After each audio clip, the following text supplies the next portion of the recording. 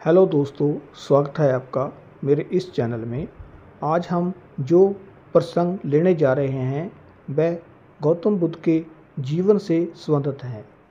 गौतम बुद्ध ने कैसे एक गिलहरी से प्रेरणा लेकर के आत्मज्ञान, आत्म प्रकाश प्राप्त किया, यह उसी के बारे में है। गौतम बुद्ध को तपस्या करते हुए बहुत समय बीत गया था और सफलता की कोई किरण नहीं दिखाई दे रही थी और उन्होंने अपने प्रयासों में कोई कमी नहीं छोड़ी थी। वह उदास मन से इन्हीं प्रश्नों पर विचार कर रहे थे। तभी इसी दौरान उन्हें प्यास लगी और वह अपने आसन से उठकर जल पीने के लिए सरोवर के पास गए। वहाँ उन्होंने देखा कि एक गिलहरी अपने मुंह में कुछ फल लिए पानी पीने के लिए सरोवर के पास आई है, लेकिन उसके मुंह से फल छूटकर सरोवर में गिर गए।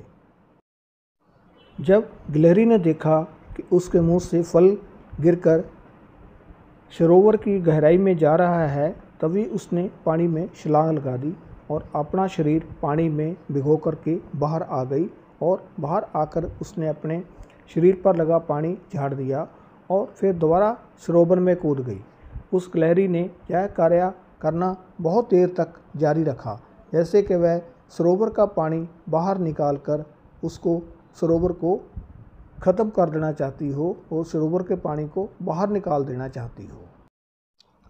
बुद्ध उसे देख रहे थे, लेकिन गिलहरी इस बात से अनजान थी और वह लगातार अपने काम में जुटी रही। तभी बुद्ध सोचने लगे कि ये कैसी गिलहरी है जो सरोवर के जल को कभी सुखा नहीं पाएगी, लेकिन उसने हिम्मत नहीं हारी है और वो पूरी शक्ति लगाकर सरोवर में जल खाली करने में जुटी है। गिलहरी को देखकर गौतम बुद्ध के मन में एक विचार का उदय हुआ। यह तो गिलहरी है, फिर भी वह अपने लक्ष्य को प्राप्त करने में जुटी हुई है और मैं तो मनुष्य हूँ। आत्मज्ञान प्राप्त नहीं हुआ तो मन में निराशा के भाव आने लगे। अब मैं पुनः तपस्या में जुट जाऊँगा। इस प्रकार गौतम बुद्ध ने गिलहरी से शिक्षा प्राप्त की और तपस्या में जुट गए। और फिर एक दिन वो भी दिन आया जिस दिन उन्हें आत्मज्ञान प्राप्त हुआ। सो दोस्तों, कैसी लगी आपको यह कहानी? उम्मीद करता हूँ कि अच्छी लगी होगी। अगर अच्छी लगी हो तो मेरे इस चैनल को सब्सक्राइब कीजिए, शेयर कीजिए और लाइक भी कीजिए। आपका बहुत बहुत धन्यवाद।